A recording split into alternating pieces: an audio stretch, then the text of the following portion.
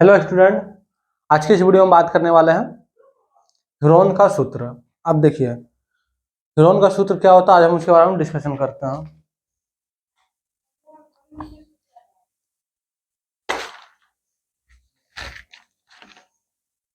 ये चैप्टर 12 है। Chapter 12 class 9 का बहुत फेमस टॉपिक है ह्यूरोन का फॉर्मूला, ह्यूरोन सूत्र। देखिए ये जो ह्यूरोन का सूत्र जो दिया गया है वो वो किस लिए दिया गया है, कभी सोचे? बताइए किस लिए दिया गया है और ह्यूरोन के एक सेपरेट चैप्टर देने का क्या मकसद था, हम सब कुछ बताएंगे। देखिए ह्यूरोन का जो फॉर्मूला हमारा एक्सरसाइज 12.1 और क्या है 12.2, इसमें दो एक्सरसाइज है। अब दो एक्सरसाइज में हमें क्या कैलकुलेट करना है, दोनों में एरिया कैलकुलेट करना है। एरिया मतलब क्षेत्रफल हमें निकालना है। अब हमें क्षेत्रफल कैलकुलेट करना है। इस जो ह्यूरोन का जो फॉर्मूला है 12.1 में किसका क्षेत्रफल कैलकुलेट करेगा? त्रिभुज का क्षेत्रफल।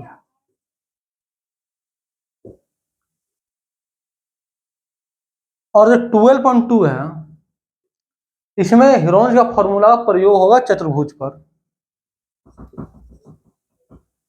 चतुर्भुज का क्षेत्रफल कैलकुलेट करने के लिए और मजा आएगा पढ़ने में, बहुत मजा आने वाला। क्योंकि ह्यूरोन का जो फॉर्मूला है हम तो बात करेंगे त्रिभुज का क्षेत्रफल, आप तो पढ़ चुके हैं। त्रिभुज का क्षेत्रफल क्या होता है? 1/2 गुना आधार गुना ऊंचाई। इस क्षेत्रफल मतलब इस फॉर्मूला तो हमें पता ही है, लेकिन इस फॉर्मूला से हमारा त्रिभुज का क्षेत्रफल तो निकल ही जाता था। लेकिन फिर ऐसा ऐसा क्या वो प्रॉब्लम हुआ जिसके कारण ये ह्यूरोन का फॉर्मूला को लाया गया? तो आज इसी वीडियो में इसी के बारे में डिस्कशन करने वाला है। देखिए तो हम सबसे पहले आपको कुछ थोड़ा थोड़ा टर्म के बारे में बात कर रहे हैं। देखिए ध्यान से,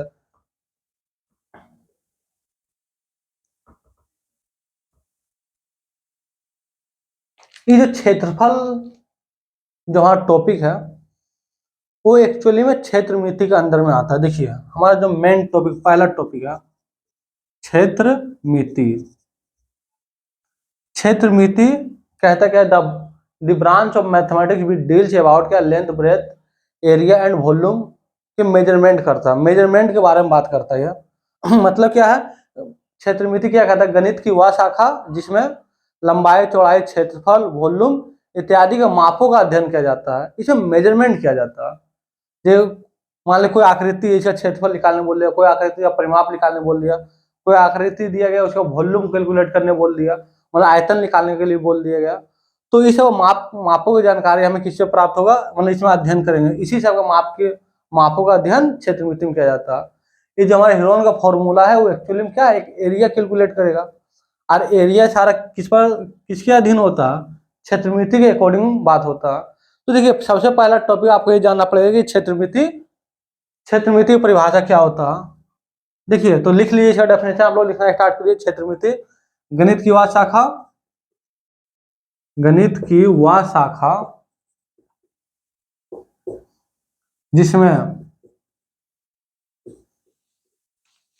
लंबाई, चौड़ाई,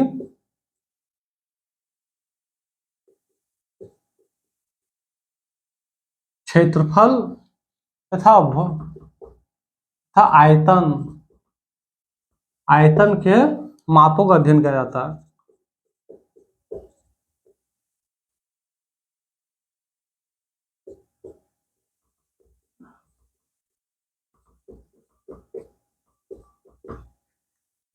अब देखिए ये जो क्षेत्र मिति है वो दो वर्ड से मिलकर बना, क्षेत्र प्लस मिति।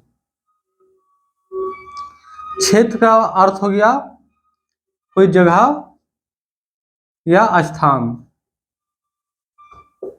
मिति का अर्थ हो गया मापना। तो देखिए कोई जगह या मतलब कोई स्थान, दोनों एक ही है, उस स्थान को मापना।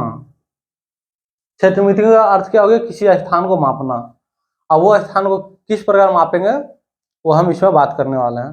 क्षेत्रमिति मतलब क्या, स्थान का मापना। जैसे कि गांव वगैरह में देखते हो, ये धान लगाना, मान लीजिए इतना बड़ा हमारा पास खेत है, इसमें धान लगाना, कितना धान लगेगा, तो यहाँ क्षेत्रफल कैलकुलेट करते हैं। और यही मैं आपको ये बोल दे कि इसका परिमाप कितना है, इसका परिमाप पूछ लेगा। मतलब क्या है, किसी बंद आकृति के चारों ओर किनारे किनारे जो पूरा एक चक्कर लगाने में जितना दूरी तय करते हैं, वही दूरी इसका क्या कहला जाता है, परिमाप कहला जाता है। मतलब इसकी सीधा सीधी बोलेंगे, जो बाउंड्री का लंबाई को आप अगर जोड़ देते हो, वो हमारा क्या कहला जाता है, परिमाप कहला जाता है। तो क्षेत्र मतलब क्षेत्रमिति का अर्थ ही हो गया किसी जगह को मापना।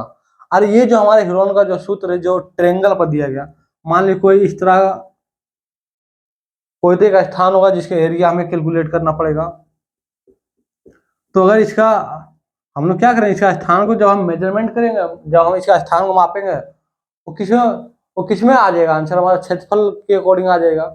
अगर इसका परिमाप मापना हो तो ये मान लीजिए इसका सिर्फ भुजाएं की लंबाई ही ज्ञात करना हो, तो हमारा परिमाप में आ जाएगा। तो यहाँ परिमाप, क्षेत्रफल, और दूसरा बात देखिए, एक आयतन होता। अब आयतन का मतलब क्या है, आप सपोज करो कि हमारे पास एक ग्राउंड मतलब एक गोडाउन है, मान लीजिए यही घर है।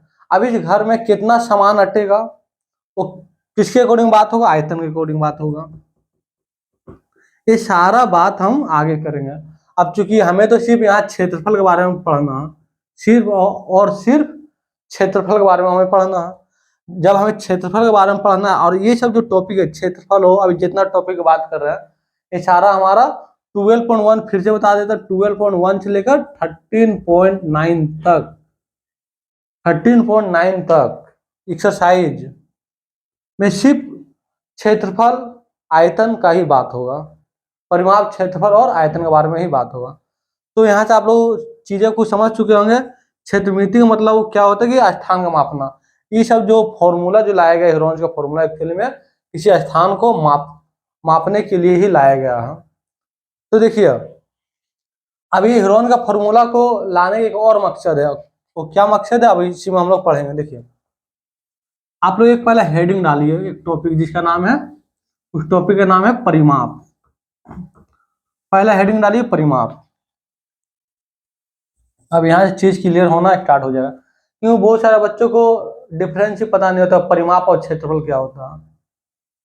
तो आप लोग पहले हेडिंग डालिए परिमाप। इसको पेरीमीटर कहा जाता है। देखिए, अब परिमाप का परिभाषा अगर सुनिएगा तो बहुत आसान है। बोला जाता है किसी बंद आकृति, कोई बंद आकृति हो, उसके चारों और किनारे किनारे पूरे जो एक चक्कर लगाने में जितना दूरी तय करते हैं, वो दूरी इस आकृति क्या कहला जाता है, परिमाप कहला जाता है। अब मान लीजिए यहाँ 5 सेंटीमीटर है, यहाँ 4 सेंटीमीटर, यहाँ 5 सेंटीमीटर, यहाँ 4 सेंटीमीटर, तो टोटल जितना दूरी तय करेंगे वही दूरी हमारा क्या कहला जाएगा, इस आकृति का परिमाप कहला जाएगा। तो परिमाप का डेफिनेशन क्या हो गया कि किसी आकृति के चारों ओर किनारे किनारे पूरे एक चक्कर लगाने में जितना हम लोग दूरी तय करते हैं, वो दूरी क्या कहलाता है, उस आकृति का परिमाप कहलाया जाता है। चलिए इसको नोट कर लीजिए, इसमें भी एग्जाम्पल्स वगैरह आपको कुछ हम करवा देंगे। चलिए लिखिए, परिभाषा लिखिएगा फटाक सा। किसी बंद आकृति के चारों ओर, किसी बंद आकृति के चारों ओर किनारे किनारे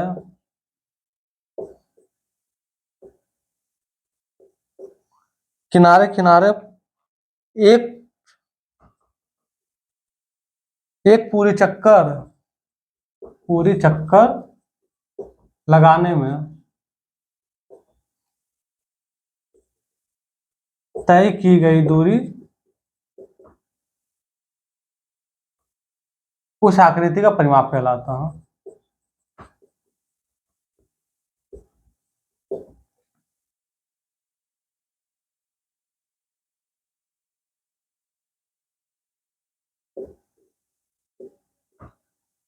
देखिए, वो आकृति कैसा भी हो उससे हमें मतलब नहीं है, लेकिन वो आकृति कैसा होना चाहिए, बंद आकृति होनी चाहिए। देखिए, वो आकृति बंद होना चाहिए, इसका नामकरण कर ABC।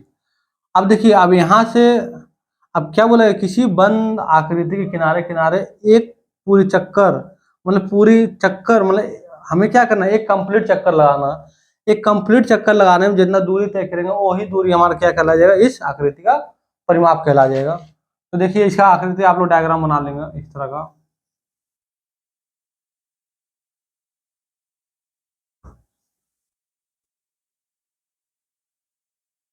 किसी बंद आकृति द्वारा, किसी बंद आकृति के चारों और किनारे किनारे पूरी एक चक्कर लगाने में जितना दूरी तय करते वही दूरी हमारा क्या कहला जाता है, उस आकृति का परिमाप कहला जाता है। इसमें भी आप लोग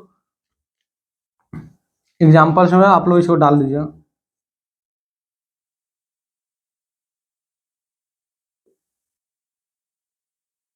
इसमें आपको देखिए ये जो ह्यूरॉन का जो फॉर्मूला है, हमें एरिया के ऊपर बात करना है, लेकिन आपको परिमाप के बारे में भी पता होना चाहिए। तो हम एरिया में चलेंगे। अब देखिए अब हम चलते हैं क्षेत्रफल में। अब बहुत सारे बच्चों को क्षेत्रफल क्या होता है यही पता नहीं होता। अब किसी पूछ दिए क्षेत्रफल क्या होता, हमें पता ही नहीं है, ऐसे थोड़ा चलेगा। जो चीज़ आप पढ़ रहे हो उस चीज़ को आपको थोड़ा जानकारी होना चाहिए, नहीं जानकारी रहने के कारण दिक्कत तो होगा ही। चलिए कोशिश करेंगे हम इस सब चीज़ को धीरे धीरे कर कर खत्म करने का, जो भी आपको प्रॉब्लम हो उस चीज़ को खत्म करने का प्रयास करेंगे।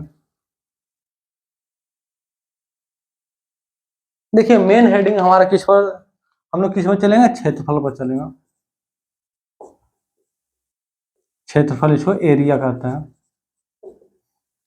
अब क्षेत्रफल, क्षेत्रफल क्या कहता है, क्षेत्रफल का भी परिभाषा एकदम सिंपल सा ही, क्या कहते हैं, किसी बंद आकृति द्वारा घेरे गए स्थान के परिमाण को क्षेत्रफल कहते हैं। देखिए ये डेफिनेशन थोड़ा सा प्रॉब्लम करेगा, लेकिन कोशिश करेंगे समझाने की। देखिए किसी बंद आकृति द्वारा, लिख लीजिए, किसी बंद आकृति द्वारा, किसी बंद आकृति द्वारा किसी तल में, किसी तल में घेरे घेरे गए स्थान, घेरे गए स्थान के परिमाण, परिमाण को क्षेत्रफल कहते हैं।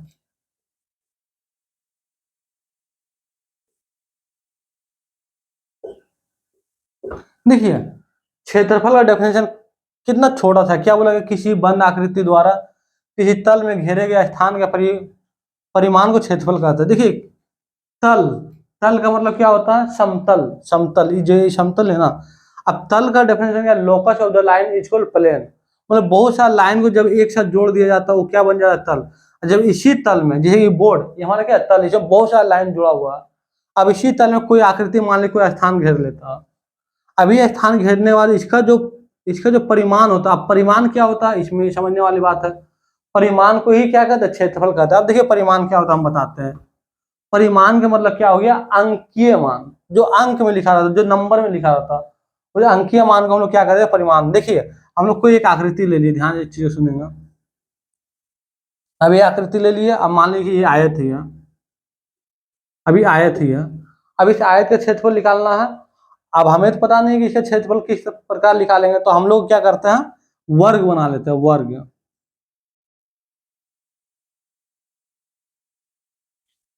थोड़ा सा लाइन टेढ़ा हो गया।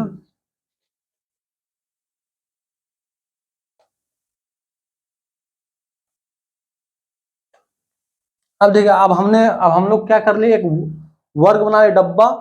अब इस डब्बा का हम लोग क्या बोल दिए, एक वर्ग सेंटीमीटर। एक डब्बा का हम लोगों ने कहना कर एक वर्ग सेंटीमीटर। तो क्या डब्बा, एक, एक दो तीन चार पाँच छः सात आठ नौ 10 11 12, तो 12 वर्ग सेंटीमीटर हो गया। इसका क्षेत्रफल कहना है 12 वर्ग सेंटीमीटर। अब 12 वर्ग सेंटीमीटर इस प्रकार लिखा जाता है, 12 वर्ग सेंटीमीटर। तो देखिए ये जो अंकीय मान जो होता है इसी को हम लोग क्या कर देते हैं, क्षेत्रफल कर देता है। बोले इस आयत का क्षेत्रफल कितना है, तो 12 वर्ग सेंटीमीटर है, या 12 सेंटीमीटर स्क्वायर है। यही हमारा क्या कहला जाता है, क्षेत्रफल कहला जाता है। तो परिमाण का मतलब क्या हो गया, ये अंकीय मान, अंकीय मान को ही हम लोग क्या कर देता है, क्षेत्रफल कर देता है। तो उम्मीद करते हैं समझ में आ चुका होगा। अब हम, अगर आपको ये चीज समझ में आ चुका है तो अब हम लोग बात करेंगे कि इसका एक्चुअल एरिया किस प्रकार निकाला जाता है, एरिया निकालने का तरीका। लेकिन मेन एरिया निकालने का जो हमारा तरीका वो यही है कि कि आपको कोई भी आकृति दिया गया, मान लीजिए यही आकृति दिया गया आपको त्रिभुज है, तो यहाँ भी आपको छोटा छोटा करके एक वर्ग बनाना पड़ेगा इस तरह करके।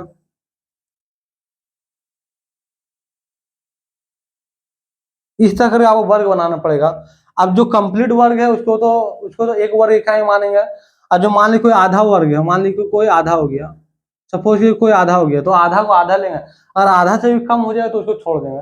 ये हम बताएंगे कभी नेक्स्ट वीडियो वगैरह में हम बताएंगे इसका कैसे एरिया निकाला जाता है। जब हम ग्राफ पेपर वगैरह लाएंगे तो उसमें आपको पूरा सही तरीके से बताया जाएगा इस चीज के बारे में। लेकिन आप लोग इतना समझ लिए कि किसी बंद आकृति द्वारा किसी तल में घेरे गए स्थान के परिमाण को क्या कर देते हैं, क्षेत्रफल कर देते हैं। परिमाण क्या होता है अभी हम आपको बता चुके हैं। चलिए देखिए अब आगे की बात करते हैं इसमें एक्चुअल एरिया निकालने का फॉर्मूला क्या है। हम देखिए अब हेडिंग डालिए, दूसरा हेडिंग डालिए, क्षेत्रफल ज्ञात करने का सूत्र। क्षेत्रफल ज्ञात करने का सूत्र।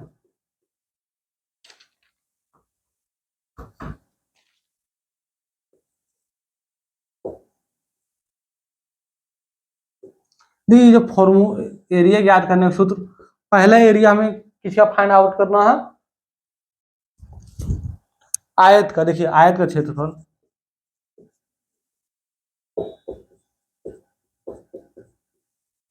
अब आयत का क्षेत्रफल, अगर आयत का डेफिनेशन नहीं याद हो तो हम बता देते हैं कि एक ऐसा चतुर्भुज जिसे आमने सामने भुजाएं, आमने सामने भुजाएं क्या हो, आमने सामने भुजाएं समांतर और बराबर होती है। अब देखिए समांतर मतलब क्या होता है अभी हम बता देते हैं। समांतर मतलब क्या है, इसको आगे की ओर बढ़ाते जाइए, इसको भी आगे की ओर बढ़ाते जाइए। अगर ये दोनों लाइन कभी एक दूसरे को कट ना करे तो उस लाइन को हम लोग क्या कहते हैं, पैरेलल लाइन कहते हैं या उसको समांतर लाइन कहते हैं। अब देखिए ये दोनों आपस में बराबर भी होगा, आमने सामने भुजाएं समांतर और बराबर होती है, तो इसका इसका समांतर ये हो गया, अब इसका समांतर ये हो गया। अब देखिए एंगल मतलब भुजा ए बी समांतर भी है डीसी का और बराबर भी, ए बी बराबर डीसी। ये आयत का प्रॉपर्टी पहला। दूसरा क्या हो गया, एडी पैरेलल टू, जब इस लाइन को इधर बढ़ाएंगे तो दोनों आपस नहीं मिलेगा, इसका मतलब ये लाइन मतलब ये भुजा समांतर भी है और ये बराबर भी है। और दूसरा क्या है, एडी बराबर क्या हो गया, बीसी हो गया। तो ये प्रॉपर्टी आपको याद हो चुका। आप देखिए इसके एरिया निकालने का फॉर्मूला क्या होता है। देखिए इसका एरिया किस प्रकार निकाला जाता है। इसका नाम क्या, ए बी सी और डी।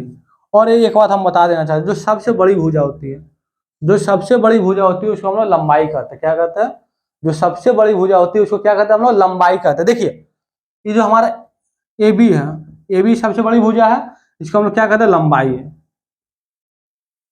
और हमारा बी सी इसे छोटी भुजा है, उसको हम लोग क्या कहते हैं चौड़ाई है। अब इस चीज को ध्यान में रखना है आपको बस। अब देखिए एरिया कैलकुलेट करने के लिए हम लोग क्या करेंगे, बस उसी वही काम कर देना, हम लोग को वर्ग बना लेना है। अब देखिए वर्ग तो हम लोग बना दिए, तो इसको अब मतलब दूसरे तरीके से अब हमको इसको क्या करना समझना है। देखिए अब मान लीजिए कि अब पहला लाइन हो गया लाइन 1, ये हमारा क्या लाइन 2 है। अब हम पहला लाइन में पूछे कि आपको पहला लाइन में कितने विद्यार्थी खड़े, मान लीजिए कि एक वर्ग में एक एक विद्यार्थी खड़े हैं, तो पहला लाइन में कितने विद्यार्थी खड़े हैं, तो गिन लेंगे 1 2 3 4 4। और दूसरे लाइन में कितना विद्यार्थी खड़ा है, दूसरे लाइन में भी 4। हम बोले टोटल विद्यार्थी कितना है, तो आप लोग बोलेंगे 8, मतलब इसको क्या करेंगे प्लस साइन दे देंगे। अब देखिए अब हम आपसे फिर हम बात पूछते हैं कि 4 4, अब दो सेम नंबर क्या हो रहा, प्लस हो रहा, तो इसको मल्टीप्लीकेशन बदलने का तरीका हम बता चुके थे। हम लोग कौन सी संख्या लगातार है, आपने बोला 4, हम लोग कितने बार है, 2 बार है। हम लोग आपने क्या बोला कि 2 बार है, 2 बार, बार हम लोग गुना, 2 बार कौन है, आपने बोला 4, हमने बोला ठीक है भाई 4। अब देखिए अब आपको एक बहुत इंपॉर्टेंट नोट हम बताने जा रहे हैं। देखिए यहाँ 2 गुना 4 है। अब आप बताइए, अब यहाँ आपको 2 लाइन काम कर रहा है, 2 लाइन ए बी को, जो लाइन ए बी है, ए बी को हम लोग क्या बोलते हैं, क्षैतिज कहते हैं। और हमारा जो हमारा एडी है या बीसी बोल सकते हैं, बीसी को हम लोग क्या कह देते हैं ऊर्ध्वाधर कह देते हैं। अब देखिए अब ये जो क्षैतिज लाइन है, क्षैतिज मतलब जो क्षितिज का समीप होता है। और इसका दूसरा नाम भी है, इसको और दूसरा नाम क्या, थोड़ा एक मिनट रुकिएगा, दूसरा नाम, चलिए इसका दूसरा नाम बाद में बताएंगे, लेकिन आप पहले इसको समझिए, क्षैतिज और इसको ऊर्ध्वाधर कहते हैं। अब हम आपसे पूछे कि क्षैतिज में कितने विद्यार्थी खड़े हैं, तो आपने बोला 4। आप बोले ऊर्ध्वाधर में कितने विद्यार्थी खड़े हैं, आपने बोला 2। तो ऊर्ध्वाधर में जितने 2 विद्यार्थी खड़ा है, देखिए ऊर्ध्वाधर, ये छोटी लाइन है ना, छोटी लाइन को हम लोग क्या बोलते हैं, ये छोटी भुजा है, तो छोटी भुजा हम लोग क्या क्या कह देते हैं, चौड़ाई है, तो इसको हम लोग क्या बोलते हैं, बी। और इसको क्या कह देंगे, क्षैतिज लाइन की जो सबसे बड़ी भुजा है उसको हम लोग क्या बोलते हैं, लंबाई, इसलिए इसको एल कह देते हैं। तो आयत का क्षेत्रफल क्या हो गया, एल इंटू बी। तो आयत का क्षेत्रफल आप लोग कहीं भी नोट कर लेंगे, आयत का क्षेत्रफल क्या होता है, आयत का क्षेत्रफल क्या होता है, आयत का क्षेत्रफल लंबाई गुना चौड़ाई होता है, इसके अकॉर्डिंग। देखिए प्रूफ भी हो गया, आयत का क्षेत्रफल क्या होता है, लंबाई गुना चौड़ाई। अब आपको क्वेश्चन दे दिया कि एक आयत का मतलब एक आयत दिया गया जिसकी भुजा क्या, मान लीजिए 4 सेंटीमीटर और 3 सेंटीमीटर है।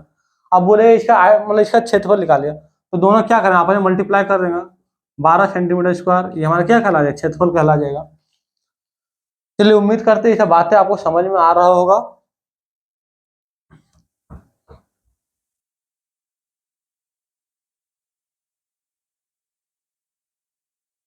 अब देखिए, अब दूसरा जो बहुत इंपॉर्टेंट है उसका नाम क्या है, वर्ग, इसको स्क्वायर बोला जाता है। अब स्क्वायर भी क्या है, एक स्पेशल टाइप का आयत है, लेकिन इसमें क्या होता है कि इसमें जो आमने सामने की भुजाएं, इसमें सभी भुजाएं आपस में बराबर होता है, सभी भुजाएं, इसमें क्या होता है, सभी भुजाएं आपस में बराबर होता है। अब जैसे मान लीजिए, अब इसमें सभी भुजाएं आपस में क्या होता है, बराबर होता है। आयत का क्षेत्रफल आप लोग क्या अभी देखे थे, लंबाई गुना चौड़ाई है। तो हम अब इसमें क्या हो जाए, अब इसमें एक तो लंबाई एक चौड़ाई दोनों अलग अलग भुजाएं, लेकिन इसमें क्या दोनों सेम हो जाए, दोनों भुजाएं क्या हो जाए, सेम हो जाए, एल बराबर बी हो जाए। तो आप किसी को पुट कर रख सकते, एल गुना एल कितना हो गया, एल स्क्वायर। और एल हमारा क्या भुजा ही है ना, तो इसको हम लोग भुजा स्क्वायर भी कहते हैं, भुजा का पावर 2। तो वर्ग, अभी हमारा किसका क्षेत्रफल हो गया, वर्ग का क्षेत्रफल हो गया, वर्ग का क्षेत्रफल, वर्ग का क्षेत्रफल क्या हो गया, भुजा स्क्वायर। अभी हम लोग इस तरह करके कम से कम एक और चतुर्भुज का क्षेत्रफल हम लोग को ज्ञात करना, और उसका क्षेत्रफल हम लोग पढ़ लिए, फिर हम लोग त्रिभुज का क्षेत्रफल ये जो कैसे आया उसका भी आज हम लोग सत्यापन कर देंगे। देखिए उम्मीद करते हैं ये सब बातें, छोटी छोटी सी बातें आपको पहले से ही पता होगा। तो चलिए आगे की ओर बढ़ा जाए, मूव किया जाए। अब तीसरा हमारा जो मेन इंपॉर्टेंट है वो है समांतर चतुर्भुज, समांतर चतुर्भुज, समांतर चतुर्भुज का क्षेत्रफल। नहीं, समांतर चतुर्भुज का क्षेत्रफल, पहले समांतर चतुर्भुज का परिभाषा क्या होता है, एक ऐसा चतुर्भुज जिसके आमने सामने भुजाएं समांतर और क्या हो, समांतर और बराबर होती हो। देखिए समांतर चतुर्भुज का आकृति देखिए किस प्रकार होता है, आप लोग आकृति को देखकर समझ सकते हैं।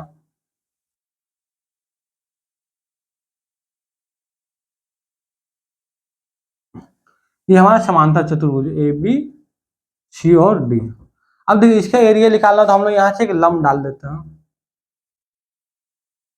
अब ये जो लंब डाले जिस पर 90 डिग्री कोण बना, ये जिस भुजा पर 90 डिग्री कोण बनता है वो आधार कहला जाता है। और ये जो लाइन है ये हमारा ऊंचाई, इसको हम लोग ऊंचाई कहते हैं। अब देखिए, अब यहाँ से इसको एक बैरिकेड करके मान लीजिए इसको काट दिया गया, इतना पार्ट को काट के हटा के उस पोर्शन में सेट कर दिया गया। देखिए अब इसका आकृति कैसा बन जाएगा, मतलब इतना दूर इसको, अब यहाँ से इन दोनों लाइन को उखाड़ा और इसको ले जाकर इसे सेपरेट कर दिया। अब इसको हम लोग यहाँ से इसको मिटा दे रहे हैं, इसका नाम हम लोग कुछ डाल दे रहे, ये डाल दे रहे। अब आप लोग जब देखोगे अब आप लोग जब देखोगे तो अब ये लाइन हमारा क्या बन चुका होगा, अब बताइए ये लाइन हमारा क्या बन चुका होगा, अब ये आधार, अब ये लाइन, अब आप लोग देखोगे ये जो लाइन है, ये जो लाइन है, ये जो लाइन है वो इसके बराबर है। जब इसको आप और करीब करीब जब ले जाओगे तो ये लाइन इस पर संपाती हो जाएगा, मतलब इस पर इसी पर ही लाई कर जाएगा। अब देखिए अभी एक आयत बन गया, अभी क्या बन चुका आयत, अभी आधार है तो ये भी क्या हो गया आधार, और ये ऊंचाई है तो ये भी क्या हो गया हमारा ऊंचाई। अब बताइए अब आयत के क्षेत्रफल क्या होता है, तो वहां लंबाई गुना चौड़ाई, लंबाई को क्या होता है, जो सबसे बड़ी भुजा होती है लंबाई गुना छोटी भुजा, मतलब बड़ी भुजा गुना छोटी भुजा होता है, इसमें बड़ी भुजा का क्या नाम है आधार गुना, और छोटी भुजा क्या है हमारा ऊंचाई हो गया। तो आज से एक नया फॉर्मूला याद रखेंगे कि समांतर चतुर्भुज का क्षेत्रफल क्या होता है, आधार गुना ऊंचाई बी गुना एच। एक बार फिर से बता, एक बार इस आखिरी तो फिर ध्यान से देख लीजिए कैसे कैसे काम हो चुका है यहाँ। देखिए अब यहाँ से हम लोग एक लंब डालें, इसका नाम ए बी सी और डी है।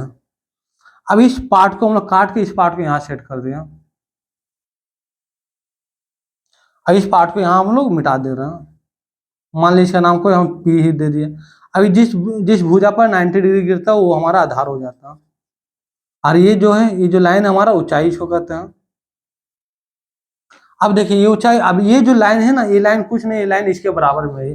अगर हम लोग अगर यहाँ एक्सपेरिमेंट करके दिखा रहे तो हम आपको बता सकते थे कि ये लाइन कहीं ना कहीं जाके इस लाइन पर ही लाई करता है। अब आयत का डेफिनेशन क्या होता है, आमने सामने भुजा समांतर और बराबर होती है, तो ये भुजा इसके बराबर हो जाएगा। अब ये ऊंचाई तो ये भी ऊंचाई हो जाए, ये आधार तो ये भी आधार, तो इसका क्षेत्रफल क्या होता है आयत का लंबाई गुना चौड़ाई, तो यहाँ क्या आधार गुना ऊंचाई है, तो आधार गुना ऊंचाई। तो उम्मीद करते हैं कि ये भी फॉर्मूला आपको समझ में आ चुका होगा, आ गया होगा समांतर चतुर्भुज का क्षेत्रफल।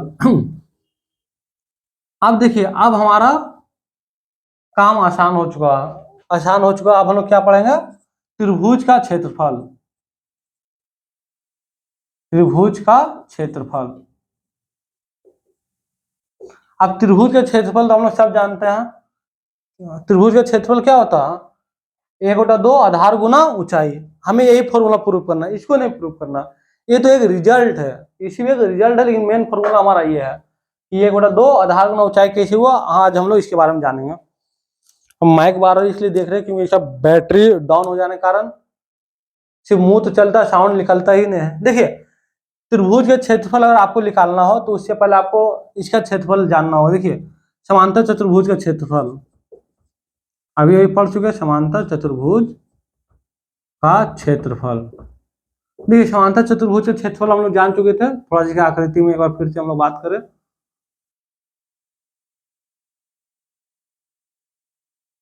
देखिए ये जो समांतर चतुर्भुज के जो क्षेत्रफल है हमारा, इसका नामकरण करे थे ए बी सी और डी। हम लोग विकर्ण ले लेते हैं,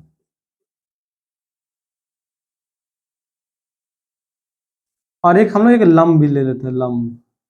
अब देखिए ये लंब जिस भुजा पर गिरा वो आधार हो गया, और ये हमारा क्या हो गया ऊंचाई हो चुका है एच। अब देखिए जब इसको जब हम इसको जब हम दो पार्ट में जब हम बांट दिया, जब हम इसको दो पार्ट में बांट दिया तो ये पार्ट इसका दो पार्ट में बढ़ चुका है, इसका नाम हम लोग पी मान लेते हैं। ए बी मतलब ए डी और सी में पहला ट्रिंगल ए डी और सी, और दूसरा ट्रिंगल क्या है ए सी और बी, ए सी और बी। देखिए ये जो अब ये जो विकर्ण जो डाले, विकर्ण का परिभाषा क्या कहता है कि जिस शीर्ष बिंदु से और उसके अपोजिट शीर्ष बिंदु को मिलाने वाले रेखाखंड को हम लोग क्या कर देते हैं, जो हम लोग इसको क्या कहते हैं विकर्ण कह देते हैं। ये हमारा विकर्ण एसी हमारा क्या हो विकर्ण हो चुका है, एसी को हम लोग क्या कहते हैं विकर्ण। अब देखिए अब थोड़ा बात आपको ये जानना पड़ेगा कि ए डी सी और ए सी बी ये दोनों त्रिभुज अलग अलग नहीं है, ये दोनों त्रिभुज क्या है सेम ही है। अगर हम लोग इसको दोनों का एरिया, इसका एरिया लिखा ले और इसका एरिया लिखा ले तो दोनों एरिया क्या होगा सेम आएगा। मान लीजिए इसका एरिया 10 सेंटीमीटर स्क्वायर आता है तो इसका भी एरिया क्या आ जाएगा 10 सेंटीमीटर स्क्वायर, फिर दोनों को जोड़ देंगे तो किसका एरिया निकल जाएगा। मान लीजिए इस त्रिभुज का, अब इस त्रिभुज दो पार्ट में बांट दिए हैं, ध्यान सुनिएगा, इस त्रिभुज को हमने क्या किया दो पार्ट में बांट दिया, इसको अलग कर दिया इसको अलग कर दिया, तो इसका क्षेत्रफल निकाले तो इसका भी क्षेत्रफल कितना है 10 सेंटीमीटर स्क्वायर, आ सिर्फ समझने के लिए यहाँ इसका भी निकाले तो इसका भी 10 सेंटीमीटर स्क्वायर आ गया, फिर दोनों का क्षेत्रफल कितना हो गया 20 सेंटीमीटर स्क्वायर। 20 सेंटीमीटर स्क्वायर, या तो हम इसको ऐसे बोल सकते हैं 2 × 10 सेंटीमीटर स्क्वायर, ऐसे भी तो लिख सकते हैं ना। कोई सा प्रॉब्लम नहीं है। इसके मतलब समांतर चतुर्भुज के जो क्षेत्रफल है वो 2 गुना क्या है, त्रिभुज के क्षेत्रफल, इस त्रिभुज का क्षेत्रफल क्या है, इस त्रिभुज का क्षेत्रफल, और हम लोग दोनों के एरिया कैलकुलेट ना करके हम लोग सिर्फ 2 से मल्टीप्लाई करें तो हमारा काम बन जाएगा। तो बस वहाँ यही काम करना। देखिए तो ये समांतर चतुर्भुज क्षेत्रफल है क्या, 2 गुना त्रिभुज का क्षेत्रफल। या मान लिया ऐसे आप एक ऑब्जर्वेशन कर लीजिए कि यहाँ क्या 10 सेंटीमीटर स्क्वायर इस त्रिभुज का क्षेत्रफल प्लस क्या दूसरा त्रिभुज का क्षेत्रफल, तब तो चतुर्भुज का क्षेत्रफल मिलेगा। अब देखिए अब 10 क्या बार है, 2 बार, कौन है, बार में क्या गुना कौन है 10 सेंटीमीटर स्क्वायर। अब हम आपसे पूछे 10 सेंटीमीटर स्क्वायर को क्या है, तो आप लोग बोले त्रिभुज का क्षेत्रफल, आप लोग क्या बोलो त्रिभुज का क्षेत्रफल, इसलिए हम इसको क्या कर देते, इसको हम लोग क्या कर दिए, त्रिभुज का क्षेत्रफल कह दिया, त्रिभुज का क्षेत्रफल। ये बस ये जो 10 लिखे आपको समझाने के लिए लिखे हैं। अब देखिए अब आपको अभी भी हम फॉर्मूला बता चुके थे कि समांतर चतुर्भुज का क्षेत्रफल क्या होता है, आधार गुना ऊंचाई, आधार गुना ऊंचाई। अब हमें किसका क्षेत्रफल, अब हमें किसका क्षेत्रफल चाहिए, त्रिभुज का क्षेत्रफल चाहिए हमको। अब देखें हमको 2 से तो कोई मतलब है ना, त्रिभुज का क्षेत्रफल हमको चाहे 2 से कोई मतलब नहीं, इसको क्या कर इधर भेज देता है। तो देखिए 1 बटा 2 गुना, जब गुना में तो इधर किसी में बदलेगा, भाग में बदलेगा, आधार गुना ऊंचाई। किसका क्षेत्रफल आ गया, त्रिभुज का क्षेत्रफल। तो देखिए ये फॉर्मूला पूरा पूरी हम प्रूव कर दिए हैं। अब हम लोग बात करेंगे, हमारा जितना बेसिक चीज पढ़ाना था हम पढ़ा दिया। अब देखिए